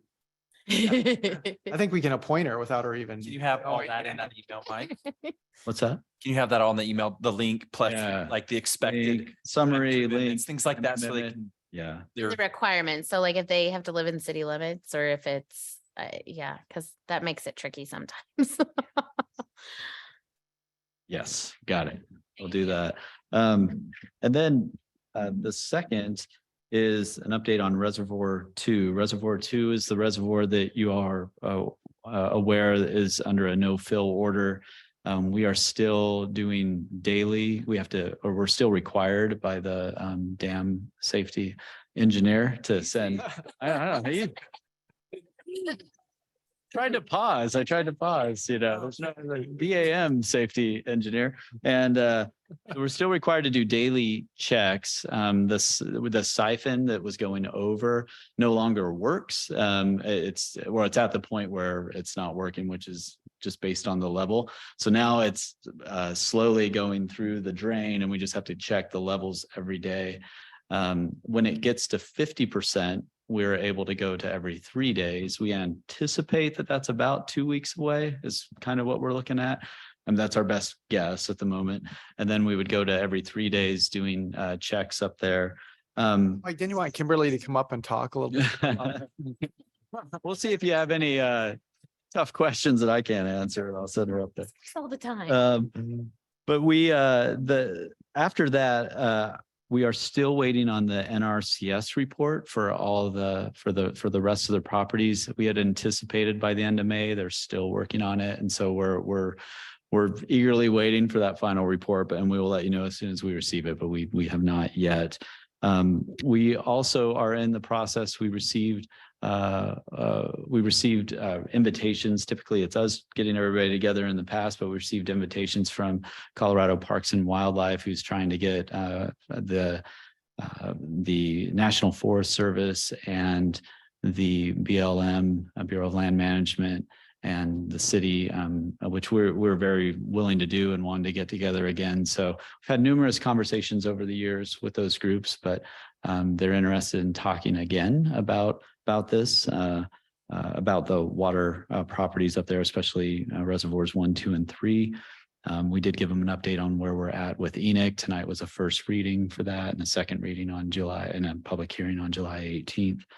The last thing I wanted to mention is we are going to pursue we are going to pursue, which could get some attention, obviously, but pursue an RFP or get quotes on essentially what the cost would be to breach Reservoir 2. This is not making a decision to breach it, but as you know, we've had estimates even years ago at 2 million, and so they're much higher now for repairing. And so just to know what there aren't many options, but the DAN safety engineer is continually asking what our plans are, because as you know, we're going into, I think, year 7 almost or 6. It's been since 2016 that we're on a no-fill order. So you can't just continue that forever. There's not like a deadline, a hard deadline, but they're wanting to know what our plans are. And so to have options to be able to discuss at the same time we're getting an RCS report, we want to request what the cost would be to breach. Where our understanding is breaching can be somewhere and I could be completely wrong, but this is from what we've gathered, somewhere in that 50 to 100,000, ballpark. So much different than millions to repair it. So trying to figure out what those different options are. Also talking, we'll continue talking with the state agencies, especially Colorado Parks and Wildlife. We've let them know we'd like to know what the effects are on wildlife, because that's something they're very interested in, on the difference with breaching and repairing and things like that. So just wanted to give you an update on that. I'm happy to take any questions, or have Kimberly, if any of you have any questions related to Reservoir 2. I know not necessarily an agenda item tonight, but wanted to keep you up to date on where we're at with that one. The last one, it's been advised by our legal counsel that it's time to make it public with 169 South Mulberry. So we are now at the point, as you know, we're under contract for purchasing 169 South Mulberry. And that is 3 parcels that appraised for $660,000 total. We have a contract for a purchase price of $620,000. All the due diligence is now complete. So we are excited to report that, and the due diligence included things like title work, survey work, phase 1 and phase 2 environmentals, and asbestos review. And we also looked at what an estimated cost of a demolition of the existing buildings would be, and that would be about $50,000. All of the due diligence came back good. So better than expected, and we have no objections. So what that means is our contract will, without any objections, we are set to close on September 21st. That seems a little bit out there. We talked about maybe potentially trying to move that forward with the seller, but if you remember in the contract, it gives the seller about 6 months to get their stuff out of it. So currently, instead of amending the contract, we agreed that the seller is going to work on and try and agree to getting their things out by closing. And either way, we take full possession at closing on September 21st. And so just wanted to give you that update. I'm trying to see if there anything else I wrote down that I forgot to mention here. Yeah, we also did title work. We requested title work because we wanted to make sure there are some fence lines. We just wanted to make sure everything is exact. And then we did an improvement plat as well. And then what I wanted to ask you all to consider is authorizing me to sign all closing documents and transfer the funds that we've already, as you remember, you've already formally appropriated the funds for closing. But for me to be able to take care, me as a city manager, to take care of the closing on September 21st, since we have no objections, and that's what our contract's pushing us towards at that point. So we need to make a motion to allow Mike to execute contracts related to that address one. yeah, so You want to read a motion? Yeah, we could. I would love to have her read that. I'm not going to read it. I'm just going to make it up. All right. So a motion to authorize the city manager to execute all documents necessary to effectuate the closing for the city to purchase 169 South Mulberry Street and to transfer the funds to close thereon. So moved. A second. All right, we got a first and a second. Any other questions or comments? All right, hearing none. Deb, would you please poll council? Counselor Hansi, Yes. Counselor Bremen, Yes. Counselor Purser, Yes. Counselor Williams, Counselor Cry, Aye. Counselor Miller. Motion passes 6-0.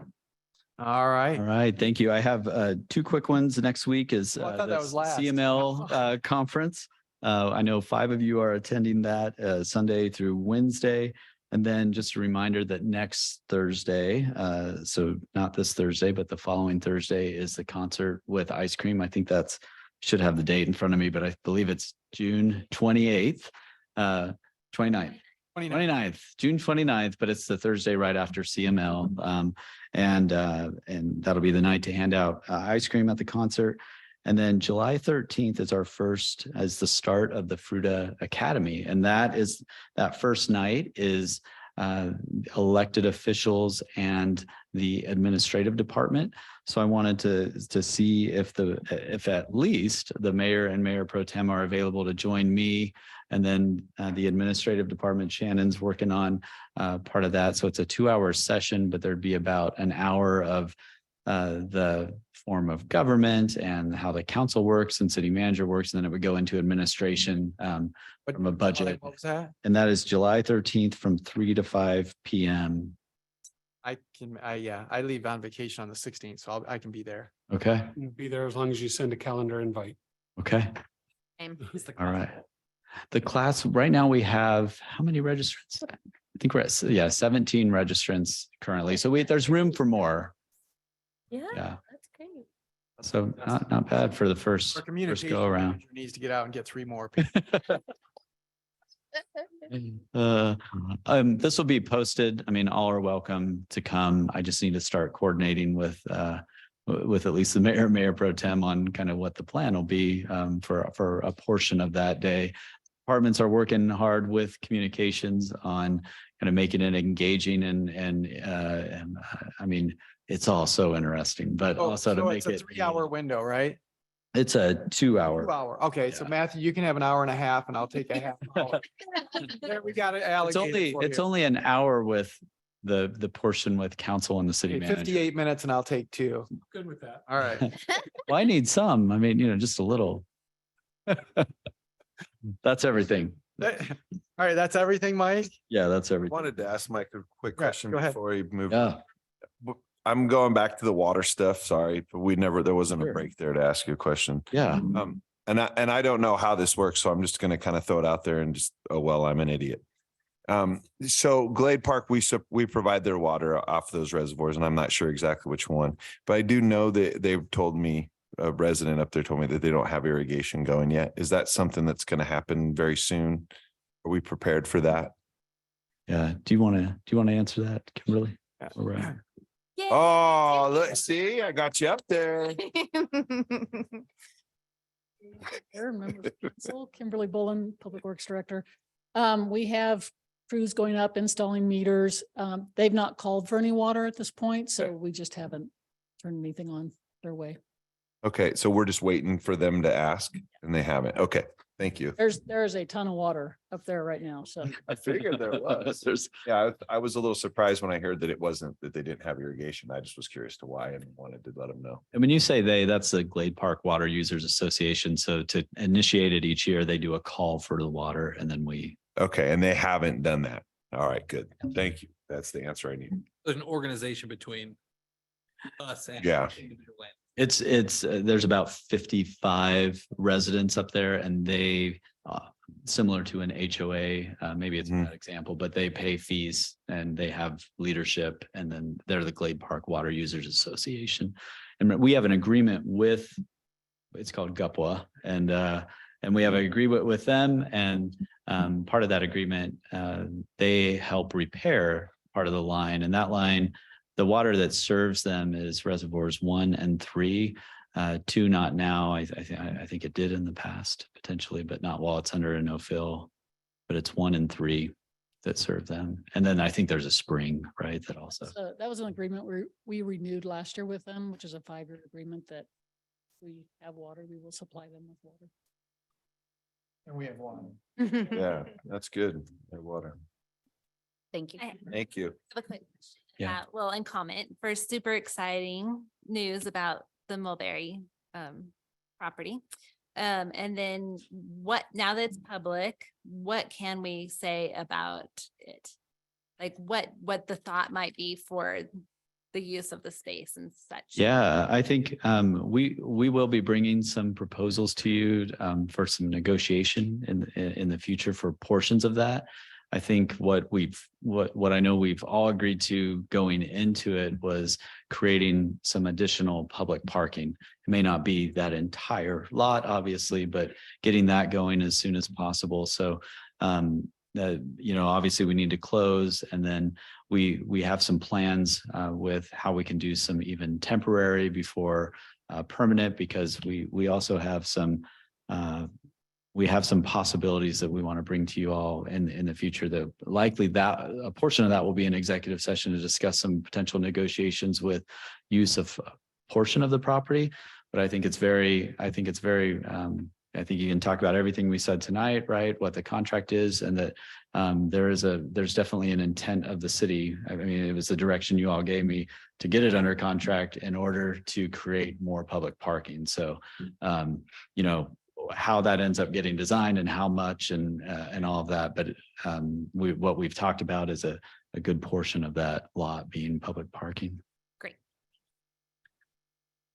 We are also, I think, to that question, without disclosing the location just yet, we're in negotiations for another lot that we can potentially lease that we'll be bringing to you all, or keeping you updated on as we get further. But it would be an annual type lease that I could sign. It would just be something that we'd put in our budget process when we're doing our budget process this year going into next, unless we can get it sooner for another space for additional parking as well. So, I mean, we have two things in the works for additional parking in the downtown. Thank you. Any other questions for Mike on his report before we move into the next item?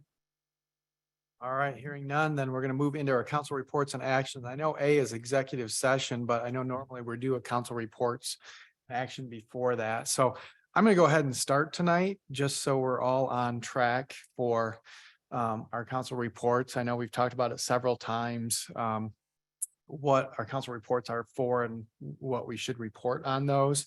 And I just want to remind everybody, we're here to set policy and not to get in the weeds. I mean, we hire professional staff and counsel and other contractors that help us make those decisions, but we're really here to make policy. And so I want to make sure we keep on track with that and that we're concise and to the point on our reports. So that's what I've got for tonight, just to get us started.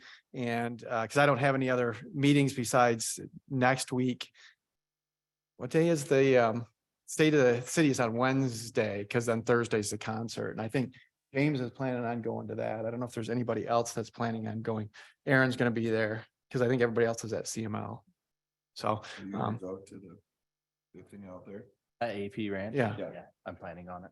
okay. And we all let Deb know because I don't know, we had to get tickets, right? Yeah. I didn't need a ticket. I'm speaking at it. So But The fifth time you said that. Yeah. Will the city get us tickets as council? Yeah. Okay. Yeah, sign me up, please. the community update. So just to make sure you're a speaker, so you don't need one, but James and Aaron will get tickets. I missed that. The mayor for that one. Okay, Joel, right? no, Bobert's going to be there speaking. So, all right. So, all right, just so we've got that. All right. So that's all I've got. I'm going to start Mr. Humor tonight. We're going to start with Counselor Bremen. Mayor Pro Tem. Has nothing. All right. Janine, I also have nothing tonight. James.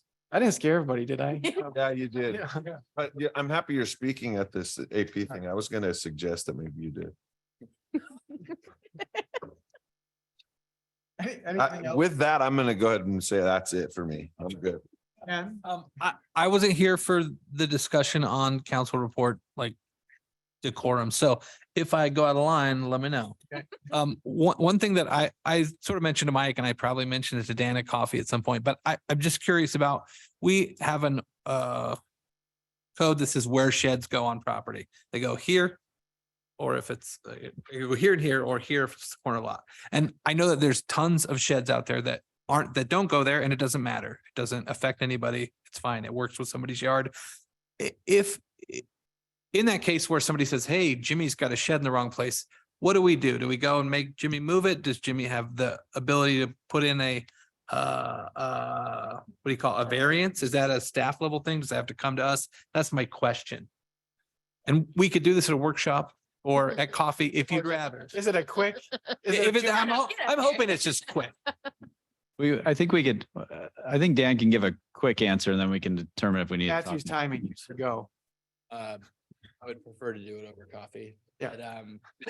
But, truth be told, like we don't, we issue planning clearances or building permits depending on how large the shed is. Building code says if it's over 200 square feet, then it needs an inspection. If that inspection takes place or it has any electrical plumbing in it, we verify setbacks as a part of the inspections that are called for. If it's just a little, 10 by 10 or 8 by 10 tough shed, then we're not going out there verifying setbacks, but you are 100% correct. They are considered accessory structures. So they have to meet the setbacks that are in the zoning code the same way a garage ADU would. It's just been set up that way, but is complaint driven, like many of the enforcement regimes are through the zoning code. And I think that if that's something that the council wants to revisit, I think the biggest thing that we've tried to do as a department is just to make sure that accessory structures are not in front of the front plane of the house. And that's really like the big delineating factor. And of course, I'm sure that those bulk standards in the zoning code got codified because they were getting put up against fence lines and neighbors complained about that. And so, I mean, there's some of that there, but they were really geared towards like the garages or the ADUs. I mean, that's why setbacks exist for the accessory structures, not necessarily for we were talking about. Yeah, a 10 by. Are you asking if somebody does file a complaint and it's not in the right place, then what happens?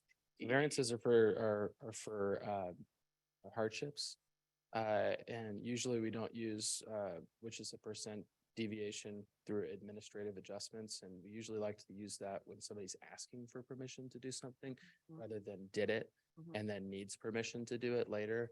A lot of times that takes place with legal non-conforming structures that don't meet the primary setbacks for the existing structure that's already on there and don't really have a good put a shed where it meets the intent and the letter of the zoning code for setbacks per the zone district. And then obviously like in CR, some of those restrictions are even more cumbersome depending on what their covenants say. The question is, do we need to go to a workshop to talk about that? Is what you're asking, correct?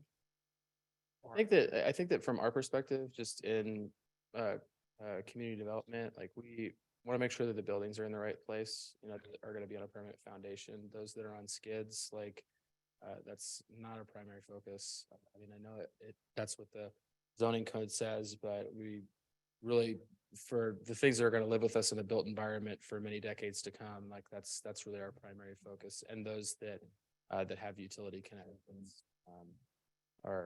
have to be inspected under the building code anyways. Does that answer your question? It does answer my question. Maybe more over coffee just to understand if allowed. I don't want to go around you. No, that'd be great. Just Do okay. it.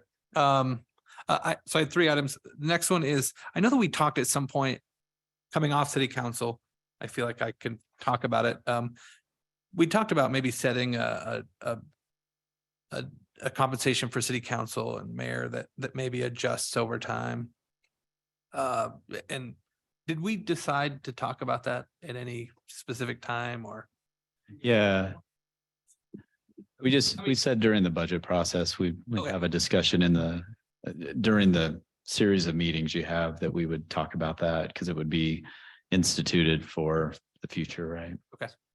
And then the third one is just something I saw on Facebook, some people that were wheelchair pushing person trying to get across Aspen at the grocery store. And that seemed to be an intersection. People are coming off the circle, kind of whipping around, and there's so much going on there that pedestrians are real easy to overlook. So I don't know what the plans are there for like a little flashing light crosswalk, but something that if we could look at it, it'd be great. I'm sure we are looking at or have a plan. No, it's a great question because it's a busy I mean, it's probably our busiest intersection in Fruita in a lot of ways. I mean, maybe there's a couple others, but there's not many others actually, but it's a CDOT intersection. So we do have to coordinate with them. And I could definitely, I know it's something that engineering is constantly going back and forth. I'm talking about the one, is it wait. Plum? Right by. where Between the post office gas and Burger station. King. Yeah. Oh, sorry. No, that's fully us. So, yeah, no, that's something we can look I feel at. like there's a lot of people are looking out at that big intersection, but that one in the middle is. No, I see. I know where you're talking about now. That makes a lot of sense. So, And when I walk to the grocery store, that's the one I use. And I'm always like, "Ugh." Did you look? Is there actually a crosswalk? There's two. There's one on each side of the street. There definitely is. It's Just no one's paying attention. yeah. Because like where Well- you're not supposed to turn into City Market or turn into Burger King. Right. Have you And ever peop- seen anybody not do it? I've never done that personally. So do Not you- me. So the question Ken's asking is, do you want to come back with a little more information on? yeah, let us dive into that a little bit. It might take a little bit of time, but we'll get the traffic committee on that one and I said I'd bring it up. evaluate some. So thanks for bringing that one up. Anything else, That's it. Ken? All right, Thank Amy? I only have a couple super quick things. The panel that I was going to be part of for Colorado Women's Alliance on Friday, that event canceled. It was at 7:30 in the morning.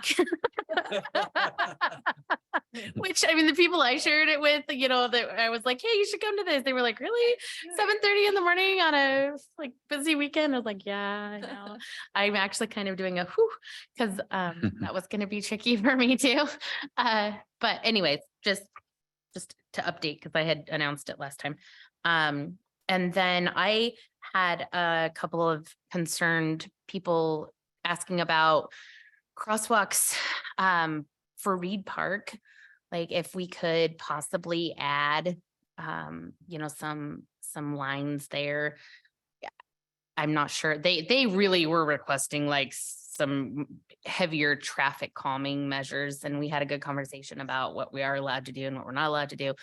But I kind of agreed that maybe some more strongly marked crosswalks around there would probably be a good idea. And So just while we're, that one I Is already, this with people that were at the Mulberry? yeah, I talked to Mike and I actually talked to them as Yeah. well. good, So okay. you should give an update. that was one as. To bring it up last time. Yeah, I don't know off the top of my head the result yet, but that was one I already directed staff. I mean, we don't have, there's not crosswalks close by, and sometimes we get requests for crosswalks and there's one so close that it's too close to each, and you have to start deciding which ones.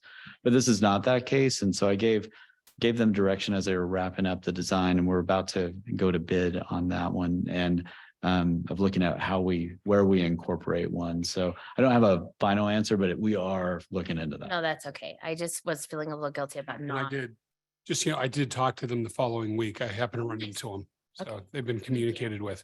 Thank you. Yeah, It's viable though, because that area of town's starting to get used. a lot Yeah. more. It is. Yeah. And we anticipate even more when that project's done. I mean, yeah, just, exactly. there's going to be so many more amenities than are existing. So. And that's it. That's all I got. Thanks, Amy. Aaron?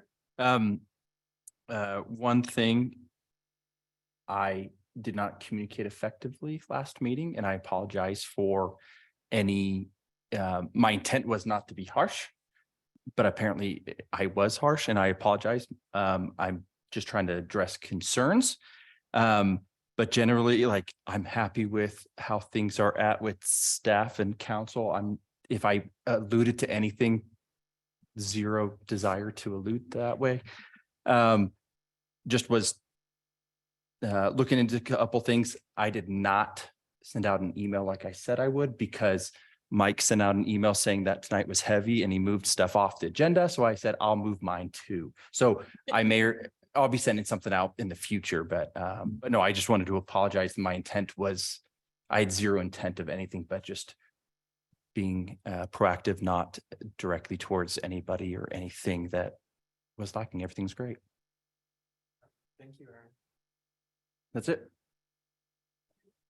With that, then I was informed that I don't have to read this whole thing, that whoever reads it is the one that's gonna make the motion. So with that, we're gonna move into executive session. So we need somebody to read the motion to move into executive session. Already did that. I'll read it. All right. Move to convene an executive session for instructing negotiators pursuant to CRS 24640224E with regard to the sale of real property and water rights with Enix Lake pursuant to CRS 24640224A and receiving legal advice from the city attorney pursuant to CRS 24640224B regarding the same. Discussion of the purchase of real property by the city, the parcel surrounding Lagoon property owned by Mesa County pursuant to CRS 24640224A and instructing negotiators pursuant to CRS 24640224E and receiving legal advice pursuant to CRS 24640224B from the city attorney regarding the same, and receiving legal advice regarding the amended and restated agreement with the Ute Water Conservatory District to CRS 24640224B. Second. All right. Second, any other questions or comments? Mary Elizabeth has some. So Kimberly, Margaret, and Dan will be coming in as staff members as well. Okay. All right. Any other? I'm glad I don't have to read it. Thanks, Aaron. And you have the option to stay in here or move. I mean, we could stay in here at this point. Do you want to move or do you want to stay? We're. I would okay. rather stay. I think it's a. All right. So we've got a first and a second. Any other questions or comments? Hearing none. Deb, would you please poll council? Counselor Bremen. Counselor Purser. Yes. Counselor Williams. Counselor Cry. Aye. Counselor Miller. Yes. Counselor Hansi. Motion passes 6-0. All right. Do you want a 5-minute break like we normally do? Yeah.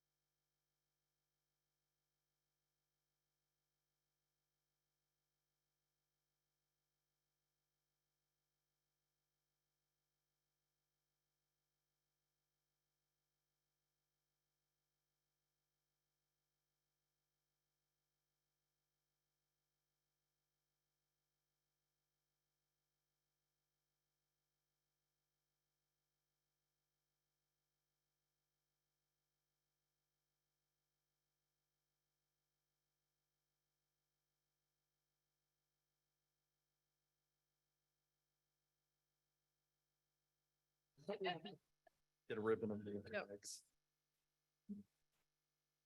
Are you ready now or are you still? All right, now he's ready. So I'm just going to announce the Mary Elizabeth can add to that. So we were coming out of executive session back into our open meeting. We had several discussions. One of them was on our lagoon property owned by Mesa County. And so do you want to add anything else to that description on why, what we're doing, or do you want me to? Well, so actually, first, I'd like to, if you guys want to take action, propose a motion to provide a counteroffer with the simple contract form for the Enix Lake property and water rights. So moved. Okay, Second. okay. All right, we got a first and a second. Is there any other discussion? All right, hearing none. Deputy, you please poll council. Counselor Purser. Counselor Williams. Yes. Counselor Cry. Aye. Counselor Miller. Yes. Counselor Hansi. Yes. Counselor Bremen. Motion passes 6-0. All right, I guess I was jumping ahead. Now we're moving into item number 2 on the lagoon property owned by Mesa County. Okay, so I would propose a motion to direct staff and city manager to pursue entering into a contract to purchase the 16.15 acres for $450,000. And I think that's it. I don't see any description of the, Right. for the 4 parcels. So the other question I had before we make a motion, do we need to on public record put a quick little description of what this is for? So that way, Yes. if we have anybody asking questions that, all right, I'll try and do my best to summarize that. So we are joint partners in the lagoon property. And so we're looking at purchasing that property for future development for the city of Fruita. And so What? Not the lagoon property. These are the 4 parcels The adjacent to. adjacent property to the lagoon property, which is part owned by us, Mesa County, and the Riverfront Commission or Foundation.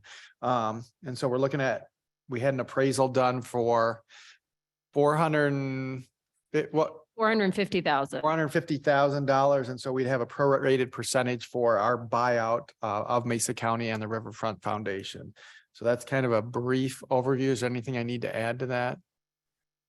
I don't think so. Public record, can we just add in what those percentages are? It's Yes, 5% Mesa County. 29.2% for the city of Fruita and 14.9% for the Riverfront Foundation. All right, with that, Mary Elizabeth, did you want to read that motion again, or did you just wing it? And I just winged it, but I can wing it again. yeah, let's do that just so we make sure we're all on the same Okay, page for the that. Purchase price is not forfeit. Purchase price is forfeit. Yeah. Okay. So this is a motion to direct staff and the city manager to pursue getting under contract the purchase of the 16.15 acres of the 4 properties surrounding the lagoon property based off of the appraisal of 450,000 and the percentages allocated of ownership. And to execute any and all documents to close. So moved. Second. All right, we've got a first and a second. Any other questions or comments? All right, hearing none. Deb, would you please poll council? Counselor Williams. Yes. Counselor Cry. Aye. Counselor Miller. Yes. Counselor Hansi. Counselor Bremen. Yes. Counselor Purser. Motion passes 6-0. All right. Item number 3. Okay, so for this one, we will enter into the record the amended and restated agreement between the city of Fruita and Ute Water Conservancy District. So I'd be looking for a motion to approve that amended and restated agreement for domestic water service between the city of Fruita and the Ute Water Conservancy District. All right. With the non-substantive butchering. Well, that's going to be the copy that is in the record. Butchering was an appropriate term, but I will say yes to that motion. Second. All right, we got a first and a second. Any other questions or comments? All right, hearing none. Deb, would you please poll council? Counselor Cry. Aye. Counselor Miller. Yes. Counselor Hansi. Yes. Counselor Bremen. Yes. Counselor Purser. Counselor Williams. Motion passes 6-0. All right, well, thank you, everyone. With that, the time is now 9:25 PM and we will adjourn. Hey.